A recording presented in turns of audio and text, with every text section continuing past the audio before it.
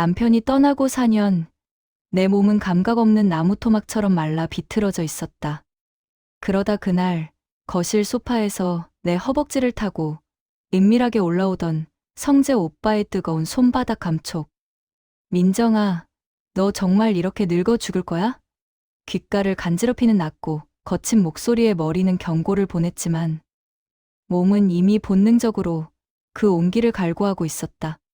적막한 집안에 셔츠 단추가 툭툭 떨어지는 소리와 서로의 살이 맞닿는 마찰음이 섞여 들렸다. 우리는 짐승처럼 서로를 집어삼킬 듯 탐닉했다. 거실 한쪽에서 남편의 영정사진이 우리를 빤히 지켜보고 있었지만 상관없었다. 그 순간만큼은 차가운 기억보다 눈앞에 살아있는 남자의 열기가 수만 배는 더 절실했으니까. 4년의 금기가 깨지는 소리는 비참할 만큼 달콤했고 나는 그 죄책감을 기꺼이 덮어쓴 채 뜨거운 구렁텅이 속으로 나를 던져버렸다. 당장 내 몸을 태우는 이 감각이 설령 가짜라 해도 멈출 수 없었다. 그렇게 나는 남편의 가장 친한 친구에게 나를 온전히 허락했다. 4년 전 고속도로의 비명 섞인 브레이크 소리와 함께 내 인생은 멈췄어요. 졸음운전 차량이 남편의 차를 집어삼켰고 나는 졸지에 중학생 아들을 둔 미망인이 됐죠. 슬퍼할 틈도 없이 생계가 목을 조여올 때 구원자처럼 나타난 게 남편의 중마고우 성재와 인구였습니다. 민정아, 우리가 정혁이 목까지 할게. 힘든 건 우리가 다 짊어질게. 그들은 빈말이 아니었어요.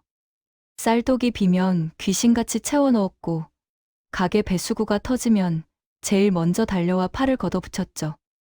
세상에 이런 천사 같은 의리가 또 있을까 싶어 매번 눈물로 고마움을 대신했습니다. 아들 현수도 그들을 삼촌이라 부르며 아빠의 빈자리를 조금씩 채워갔고요. 하지만 그들이 내밀었던 손길은 순수한 호의가 아니었습니다. 4년이라는 시간 동안 그들은 아주 치밀하게 나라는 먹잇감을 가둬두고 있었던 거예요. 다정한 삼촌에 가면 뒤에 숨겨진 짐승 같은 눈빛을 나는 바보처럼 눈치채지 못했습니다. 내 고마움을 담보로 그들이 노린 것은 친구의 아내가 아닌 혼자 남겨진 여자의 살결이었다는 사실을 말이죠. 성재 오빠의 변화는 아주 미세한 균열처럼 시작됐어요. 처음엔 저도 제가 예민한가 싶었죠. 빵집 선반이 삐걱거린다며 연장을 들고 찾아온 날. 제 옆을 지나치며 손등을 슬쩍 스치던 그 뜨겁고 축축한 감촉이 시작이었을 거예요. 평소라면 고맙다고 인사하며 넘겼을 일인데 그날은 이상하게 그 자리가 화끈거렸습니다. 4년이라는 시간 동안 죽어있던 세포들이 그 작은 마찰 하나에 곤두서는 기분이었죠. 그의 시선도 달라졌어요. 예전엔 저를 볼 때 남편의 아내 혹은 불쌍한 미망인을 보듯 안쓰러운 빛이 역력했는데 언제부턴가 그 눈 속에 끈적한 욕망 같은 게 섞여들더군요. 제가 밀가루, 포대를 옮기느라 땀을 흘릴 때 혹은 진열장을 닦으려 허리를 숙일 때 등 뒤에서 느껴지는 그 시선이 너무 노골적이라 뒷덜미가 서늘해질 정도였어요. 전화는 주로 밤 11시가 넘어서 걸려왔습니다. 민정아 자니? 낮은 목소리. 술 기운이 섞인 듯 하면서도 정신은 멀쩡해 보이는 그 말투. 별일 아니라는 듯 빵집 매출을 묻거나 현수 안부를 묻더니 꼭 마지막엔 제 몸 걱정을 하더라고요. 너 요즘 얼굴이 너무 반쪽이야. 살이 왜 그렇게 빠졌어? 안쓰러워 죽겠다. 그 안쓰럽다는 말이 위로가 아니라 나를 발가벗기는 것처럼 들리기 시작했을 때 저는 본능적으로 위험을 감지했습니다. 머릿속에서는 그만해, 이건 아니야라고 경고등이 미친 듯이 깜박였죠. 하지만 수화기를 타고 넘어오는 그 남자의 숨소리가 텅 빈 방 안을 채울 때 저는 거절하는 대신 침묵을 선택했습니다. 4년 동안 아무도 밟지 않은 눈밭처럼 고요했던 제 일상에 누군가 발자국을 내주길 바랐던 건지도 몰라요. 사건은 비가 추적추적 내리던 목요일 저녁에 터졌습니다. 가게 마감을 앞두고 빵 트레이를 정리하고 있는데 딸랑거리는 종소리와 함께 성재 오빠가 들어왔어요. 우산도 안 썼는지 어깨가 축축하게 젖어 있더군요. 오빠, 이 시간에 웬일이야? 그냥 지나가다가 내 생각이 나서. 그는 평소처럼 웃지 않았습니다. 대신 카운터 뒤로 걸어 들어와 제 옆에 바짝 섰죠. 좁은 공간에 남자의 체온과 빗물 냄새, 그리고 희미한 담배취가 섞여 들어왔어요. 저는 당황해서 몸을 돌리려 했지만 그가 더 빨랐습니다. 뒤에서 저를 꽉 껴안는 그의 팔은 쇠사슬처럼 단단했어요. 제 가슴팍을 압박하는 그의 팔뚝 근육이 느껴졌고 제 등은 그의 젖은 셔츠에 밀착됐습니다. 오빠 미쳤어? 왜 이래? 이거 놓으라고. 저는 겁에 질려 소리를 질렀지만 몸은 굳어버린 듯 움직이지 않았어요. 아니, 솔직히 말하면 그 뜨거운 압박감이 싫지만은 않았습니다. 4년 만에 느껴보는 타인의 온기, 그것도 거친 남자의 체온이 제 마비된 신경을 하나하나 깨우고 있었으니까요. 그는 제 목덜미에 얼굴을 묻고 깊게 숨을 들이마셨습니다. 뜨거운 숨결이 피부에 닿을 때마다 온몸에 전율이 일어 털끝이 다 서는 기분이었죠. 민정아, 나 미친 거 맞아. 근데 15년이야. 정혁이 옆에 있는 너 보면서 내가 얼마나 참았는지 알아? 15년 동안 참았으면 나 이제 한 번쯤은 미쳐도 되는 거 아니야? 낮게 깔리는 그 목소리가 제 귓바퀴를 타고 내 속으로 파고들었습니다. 15년. 남편과 그가 함께했던 시간 내내 그가 나를 그런 눈으로 보고 있었다는 사실이 충격적이었지만 동시에 묘한 정복감까지 들더군요. 그의 손이 제 허리춤을 파고들어 얇은 블라우스 속 살결을 문질렀습니다. 굳은 살 박인 거친 손가락이 제 옆구리를 타고 올라올 때 머릿속 경고등은 완전히 꺼져버렸어요. 안 돼라는 말은 목구멍 안쪽에서 맴돌뿐 밖으로 나오지 않았습니다. 대신 제 입에서는 억눌린 신음이 새어나왔죠. 그는 제 고개를 돌려 거칠게 입을 맞췄습니다. 입안에서 느껴지는 비릿한 열기와 강압적인 혀의 움직임. 저는 그를 밀어내야 한다는 사실조차 잊은 채 그의 목을 감싸 안고 매달렸습니다.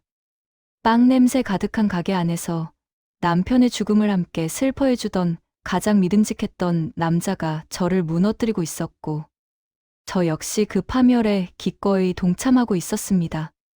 아들이 수련회를 떠나고 텅 빈 집은 무서울 정도로 고요했습니다.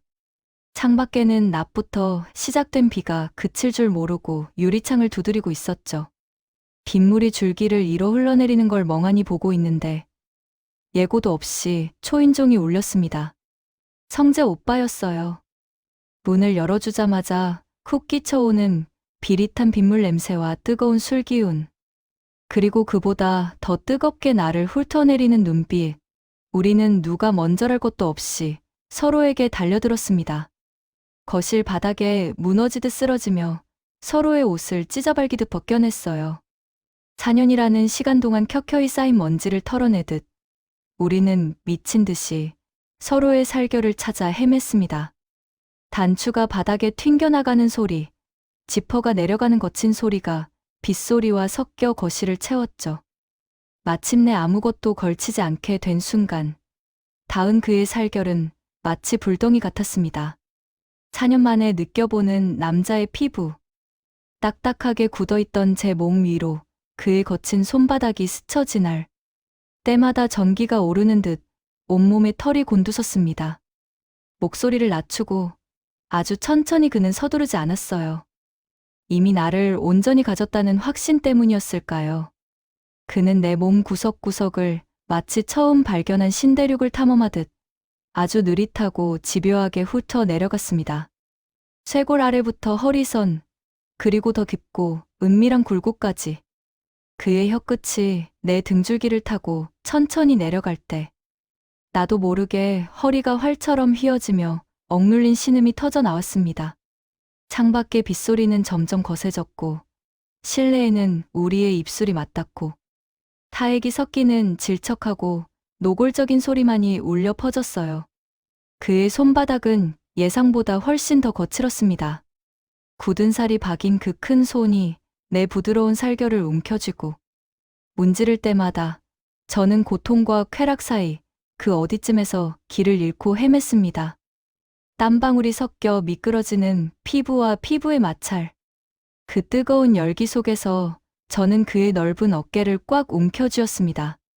손톱이 그의 등 가죽을 파고드는 게 느껴졌고 제 손끝에는 그의 근육이 수축하는 경련이 그대로 전달됐습니다. 아픔을 느낄 법도 한데 그는 오히려 그 고통이 즐거운 듯 나를 더 강하게 바닥으로 몰아붙였습니다. 우리는 짐승 같았습니다. 도덕도 예의도 지난 15년의 세월도 그 순간만큼은 아무런 힘이 없었죠. 거실 한편 어둠 속에 가려진 남편의 영정사진이 우리를 내려다보고 있다는 사실도 내일이면 돌아올 아들의 웃음소리도 떠오르지 않았습니다. 아니, 기억하고 싶지 않았어요. 오직 지금 이 순간 내 몸을 관통하는 이 뜨거운 압박감, 내 귓가를 울리는 남자의 거친 숨소리, 그리고 터질 듯이 박동하는 서로의 맥박 소리에만 모든 신경이 집중됐습니다. 그의 호흡이 내 목덜미를 뜨겁게 달구고 서로의 체온이 뒤섞여 공기마저 끈적하게 변해버린 그 밤. 저는 제가 살아있다는 사실을, 아니 제가 여자였다는 사실을 비참할 정도로 생생하게 느꼈습니다. 빗소리는 우리의 부딪히는 소리를 덮어주었고 어둠은 우리의 비겁한 탐닉을 가려주었죠. 우리는 서로의 심장 소리가 하나로 포개질 때까지 멈추지 않았습니다. 4년의 공백을 단 하룻밤에 다 채우려는 듯 그는 내 몸속 깊은 곳까지 자신의 흔적을 새겨 넣으려 애썼고 나는 그 파괴적인 몸짓에 나를 온전히 내던진 채 어둠 속으로 가라앉았습니다. 그 밤 거실 바닥에 흩어진 옷가지들만큼이나 내 이성도 처참하게 흩어져 있었습니다. 하지만 후회보다는 갈증이 앞섰던, 빗소리보다 숨소리가 더 컸던 그 금기된 시간. 우리는 그렇게 서로를 집어삼키고 있었습니다. 폭풍 같은 시간이 지나고 난 뒤의 방 안은 기괴할 정도로 고요했어요. 창밖의 빗소리는 여전했지만 조금 전까지 우리를 지배했던 그 뜨거운 열기는 어디론가 증발해버린 것 같았죠. 몸에 밴 끈적한 땀이 식으면서 소름이 돋기 시작했습니다. 나는 이불을 끌어당겨 가슴팍까지 덮고는 옆에 누운 그의 숨소리에 귀를 기울였어요. 아직 여운이 가시지 않아 그의 어깨에 머리를 기대려던 찰나였죠. 성재 오빠가 갑자기 상체를 일으켰습니다. 다정하게 나를 안아줄 줄 알았는데 그는 마치 무슨 할 일이라도 생각난 사람처럼 서둘러 침대 밑에 흩어진 자신의 속옷을 찾더군요. 바닥에 떨어져 있던 바지를 툭툭 털어입는 그의 뒷모습은 조금 전 나를 집어삼킬 듯 탐닉하던 그 짐승 같던 남자와는 완전히 딴판이었습니다. 차갑고 사무적이고 아주 낯선 사람의 뒷모습이었죠. 달칵거리는 벨트 소리가 정적을 깨뜨렸습니다. 그 소리가 왜 그렇게 가슴을 아프게 때리는지 모르겠더라고요. 나는 떨리는 목소리로 그를 불렀어요. 오빠, 벌써 가려고? 비도 아직 많이 오는데 조금만 더 있다 가지. 그는 셔츠 단추를 하나하나 채우며 거울도 보지 않은 채 대답했습니다.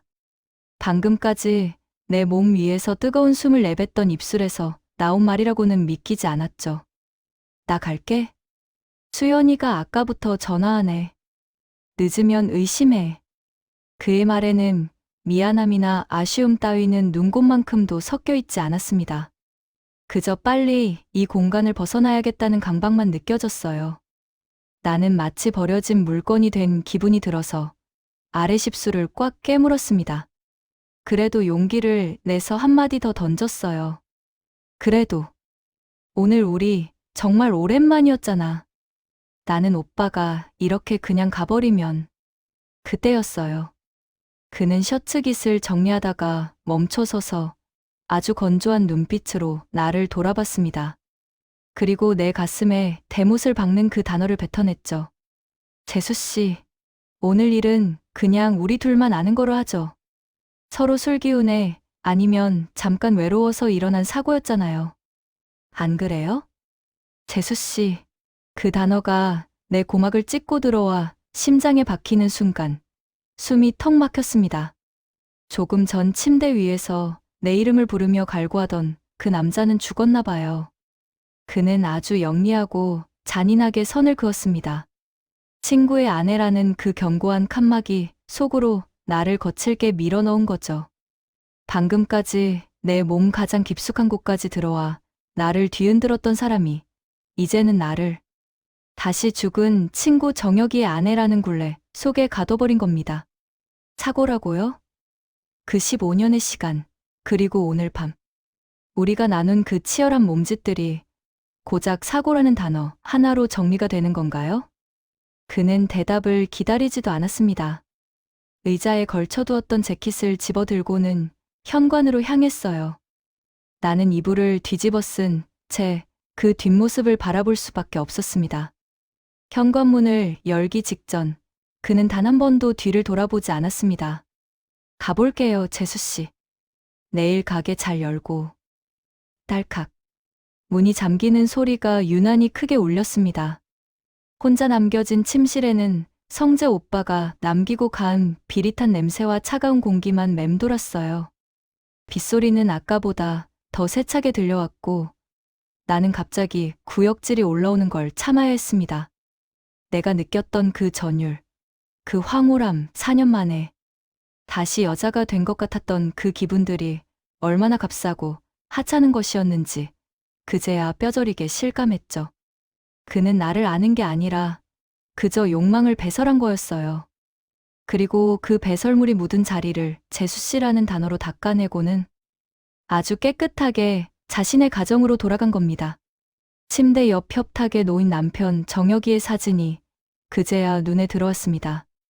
어둠 속에서 웃고 있는 남편의 얼굴을 보는데 눈물조차 나오지 않더라고요. 나는 그 밤 남편을 2번 잃은 기분이었습니다. 한 번은 4년 전 고속도로에서, 그리고 또 한 번은 오늘 밤 이 차가운 침대 위에서요. 내가 그토록 갈구했던 남자의 온기는 사실 독약이었고 나는 그 독약을 달콤하다며 끝까지 들이킨 바보였습니다. 텅 빈 방 안에서 나는 나 자신에게 물었습니다. 민정아, 너 이제 어떡할래? 하지만 대답은 돌아오지 않았고 오직 거친 빗소리만이 나를 비웃듯 방 안을 채우고 있었습니다. 성재 오빠가 재수씨라는 차가운 칼날을 내 가슴에 받고 떠난 지 일주일이 흘렀습니다. 그 일주일은 제 인생에서 가장 긴 시간이자 가장 더러운 시간이었어요. 가게 문을 열고 손님을 맞이하면서도 내 몸 어딘가에 그 사람의 손길이 남아있는 것 같아 수시로 화장실에 가서 살이 벌겋게 부어오를 때까지 씻어냈습니다. 하지만 아무리 씻어도 그 비릿한 자괴감은 지워지지 않더군요. 성재 오빠는 그날 이후로 문자 하나, 전화 한 통 없었습니다. 마치 저라는 존재가 그날 밤의 일회용 소모품이었던 것처럼 아주 깔끔하게 저를 도려냈죠. 그런데 그 고통이 채 가시기도 전에 또 다른 그림자가 제 가게로 스며들었습니다. 인구 씨였어요. 그는 평소처럼 민정아 하고 밝게 부르는 대신 가게 마감 시간이 다 되어갈 무렵 구석 자리에 조용히 앉았습니다. 손에는 편의점에서 사온 게 분명한 캔맥주 몇 개가 들려 있었죠. 이 시간에 웬일이야, 인구씨? 마감 준비해야 하는데. 제 말에 그는 대답 대신 맥주를 벌컥벌컥 들이켰습니다. 평소엔 그나마 젠틀해 보이던 인구씨였는데 그날따라 유난히 눈이 충혈되어 있고 살기등등한 기운이 느껴지더군요. 저는 불길한 예감에 카운터 쪽으로 몸을 피하려 했습니다. 그때였어요. 그가 맥주캔을 탁자에 탁 소리 나게 내려놓으며 밑도 끝도 없는 말을 던졌습니다.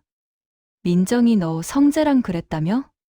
그 한마디에 제 심장이 바닥으로 뚝 떨어지는 기분이었어요. 손에 들고 있던 쟁반이 바르르 떨렸습니다. 저는 귀를 의심했어요. 아니, 사실은 믿고 싶지 않았던 거죠. 너 지금 무슨 소리를 하는 거야? 술 취했으면 곱게 집에 가. 제 목소리는 이미 떨리고 있었습니다. 하지만 그는 비릿한 웃음을 지으며 자리에서 일어나 저벅저벅 저에게 다가왔습니다. 그가 가까워질수록 술 냄새와 섞인 그 역겨운 욕망의 냄새가 제 코끝을 찔렀어요. 성재가 어제 술 마시면서 다 불었어. 너 끝내준다더라? 4년 동안 굶어서 그런지 아주 짐승같이 달려들었다고. 정혁이 친구들끼리 모인 자리에서 자랑을 아주. 머리가 띵했습니다. 세상이 핑 도는 것 같았어요. 성재 오빠, 그 비겁한 인간이 나와의 그 은밀하고도 수치스러웠던 밤을 친구들 앞에서 안주거리로 삼았다는 사실이 믿기지 않았습니다. 저를 재수씨라고 부르며 도망치듯 가버렸던 그 남자가 사실은 친구들 사이에서 저를 정복한 전리품으로 떠들고 다녔던 거예요. 분노보다 먼저 온몸에 소름이 돋았습니다. 구역질이 올라왔어요. 그만해. 그만하라고. 저는 소리를 질렀지만 인구의 눈빛은 흔들림이 없었습니다. 오히려 그의 시선은 제 얼굴에서 목덜미로 그리고 가슴 쪽으로 노골적으로 내려갔습니다. 그건 성재 오빠가 보여줬던 조심스러운 접근과는 완전히 다른 굶주린 맹수의 시선이었어요. 성재는 되는데 나는 왜 안 돼? 우리 셋이 정혁이 친구인 건 똑같잖아. 아니, 사실 나도 너 15년 전부터 찍어뒀었어. 정혁이 옆에 인형처럼 서 있는 너 보면서 내가 몇 번이나 상상했는지 알아? 그는 이제 제 팔목을 거칠게 움켜잡았습니다. 굳은 살 박인 그의 소나기 힘에 팔목이 부러질 것 같았지만 육체적인 고통보다 그가 뱉어내는 말들이 더 고통스러웠습니다. 15년. 그 긴 세월 동안 남편의 가장 친한 친구라는 가면을 쓰고 우리 가족과 밥을 먹고 현수에게 용돈을 주던 그 남자가 속으로는 이런 더러운 생각만 하고 있었다니요. 이거나 너희 정말 사람 맞니? 정혁이 친구 맞냐고. 정혁이? 죽은 정혁이가 무슨 상관이야. 성재 그 새끼가 먼저 물고 텄으면 나한테도 기회는 와야지. 너도 외로웠다며? 성재한테 그랬던 것처럼 나한테도 좀 상냥하게 굴어봐. 그는 저를 가게의 벽으로 몰아붙였습니다. 그의 얼굴이 다가올 때마다 느껴지는 거친 숨결과 비릿한 욕망. 성재 오빠가 저에게 남긴 상처가 배신이었다면 인구가 저에게 주는 건 모멸감이었습니다. 저는 이 남자들에게 인간이 아니라 그저 죽은 친구가 남기고 간 만만한 먹잇감일 뿐이었던 거예요. 그의 손이 제 허리를 더듬어 올라올 때 저는 깨달았습니다. 이곳은 더 이상 제 안식처가 아니라 짐승들이 우글거리는 사냥터가 되어버렸다는 것을요. 저를 지켜주겠다던 그들의 약속은 저를 가장 깊은 나락으로 밀어넣기 위한 정교한 덫이었습니다. 저는 떨리는 손으로 옆에 있던 밀가루 포대를 꽉 움켜쥐었습니다. 눈물이 눈앞을 가렸지만 여기서 무너지면 정말로 그들의 놀이개가 될 것 같았거든요. 그 밤 가게 안의 조명은 위태롭게 흔들리고 있었고 저를 향한 인구의 더러운 눈빛은 꺼질 줄 몰랐습니다. 성재 오빠에게 느꼈던 그 찰나의 황홀함이 얼마나 끔찍한 대가로 돌아오고 있는지 저는 뼈저리게 느끼고 있었습니다.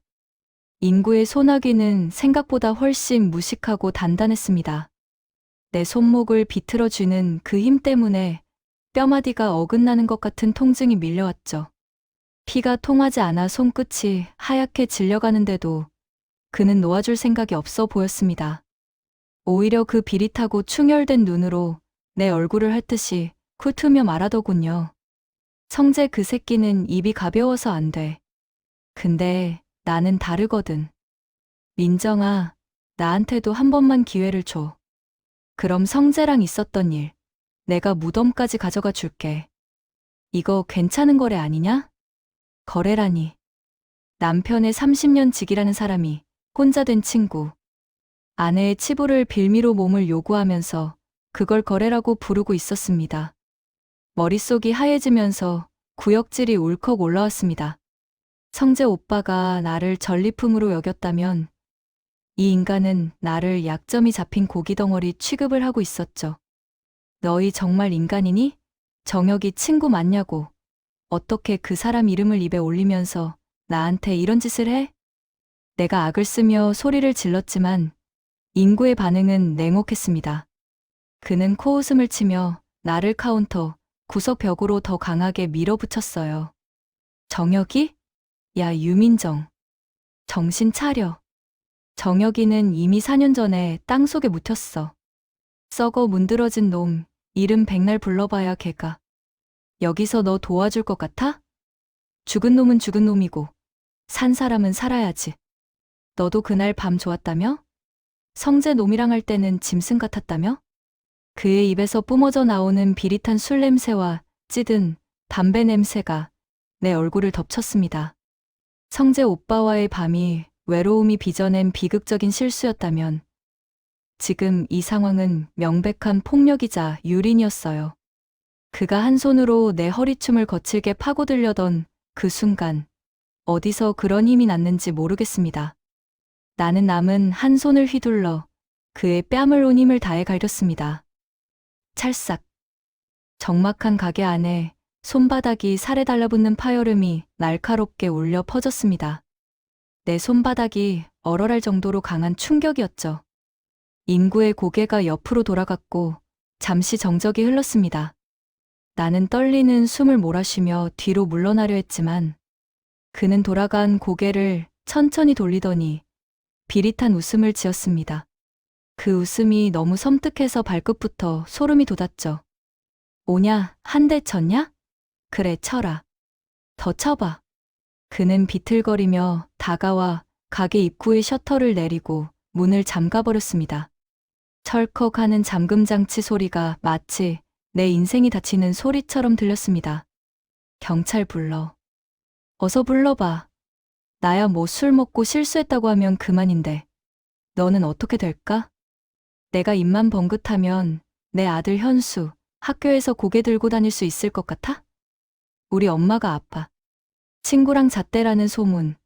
그거 한 바퀴 도는 거 순식간이다. 현수. 그 이름이 나오자마자 내 심장은 박동을 멈추는 것 같았습니다.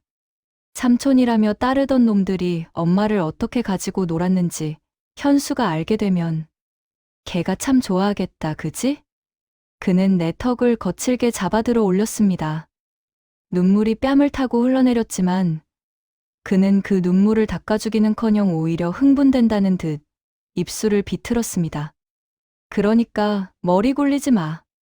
성재한테는 공짜로 준 거, 나한테는 값 좀 쳐서 준다고 생각해.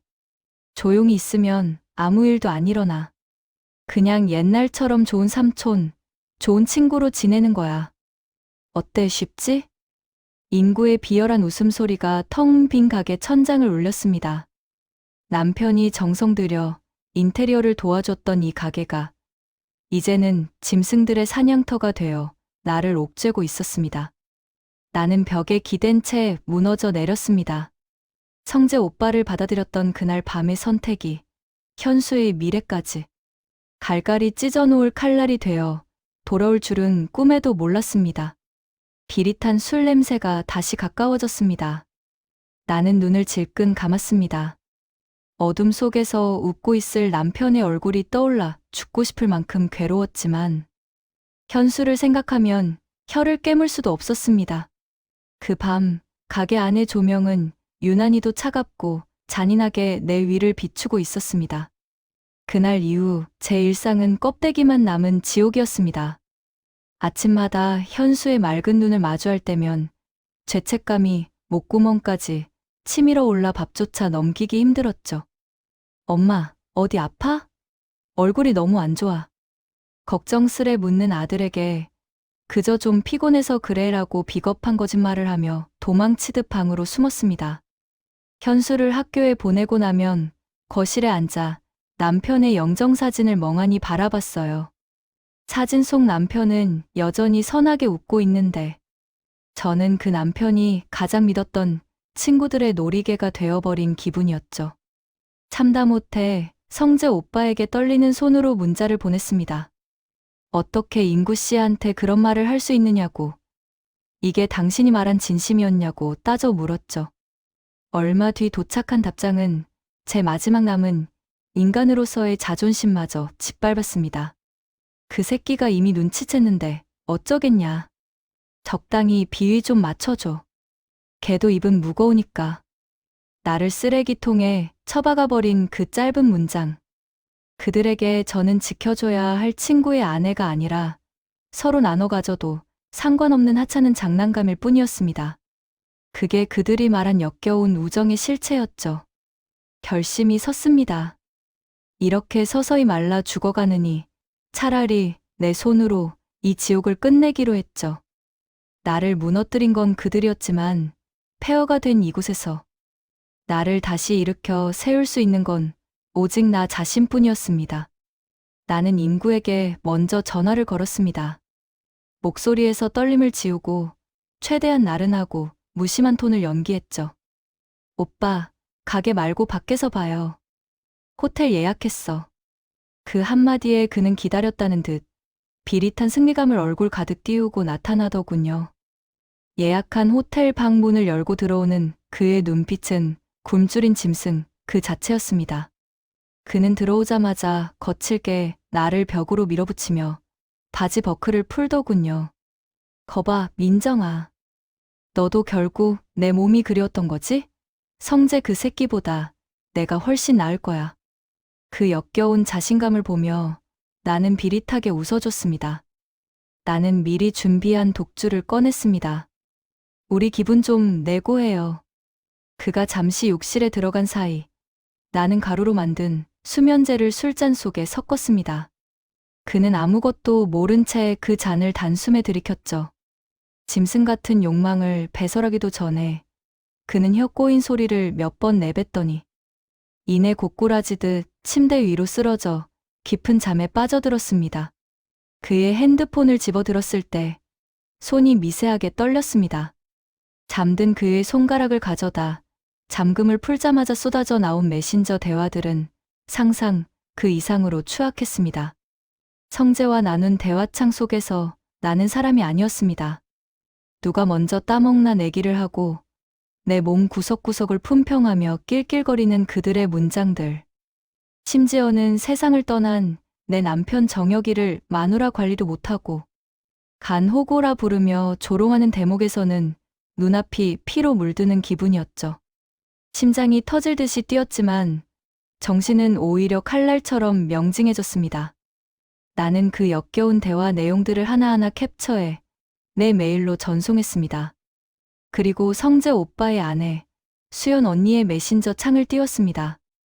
이 자료들이 언니의 핸드폰에 도착하는 순간 그들이 공들여 쌓아온 비겁한 평화와 역겨운 우정은 처참하게 박살날 것입니다. 잠든 임구의 얼굴은 더없이 평온해 보였습니다. 하지만 그는 모를 겁니다. 이제 곧 그가 마주할 현실은 이 호텔 방보다 훨씬 더 차갑고 잔인한 지옥이 될 거라는 사실을요. 나는 호텔 방을 나오며 복도의 차가운 공기를 깊게 들이마셨습니다. 이제 복수의 시간입니다. 결국 폭탄은 터뜨리지 않았습니다. 수연 언니에게 모든 자료를 전송하려던 손가락을 멈췄죠. 복수보다 중요한 건 나와 현수의 일상을 지키는 것이었으니까요. 대신 나는 성재와 인구를 각각 따로 불러 그 추악한 대화가 담긴 화면을 눈앞에 들이밀었습니다. 방금까지 기세등등하게 나를 내려다보던 그들의 얼굴이 순식간에 흙빛으로 변하더군요. 덜덜 떨리는 손으로 핸드폰을 쥐고 내 눈치만 살피는 그 비겁한 모습이라니. 내가 고작 이런 인간들에게 몸과 마음을 내줬다니. 헛웃음이 나왔습니다. 한 번만 더 내 근처에 나타나거나 술자리에서 내 이름 언급해봐. 그날로 이건 수연 언니랑 경찰서에 동시에 전송될 거야. 알았어? 그들은 쥐새끼처럼 도망쳤습니다. 그 잘난 15년 우정도, 나를 향했다던 그 뜨겁던 고백도, 협박 앞에서는 아무런 힘이 없더군요. 이제 내 빵집에 그들은 오지 않습니다. 명절마다 찾아오던 삼촌들이 보이지 않자 현수가 궁금해하더군요. 나는 그저 삼촌들이 많이 바쁜가 봐라고 짧게 대답하고 현수의 머리를 쓰다듬었습니다.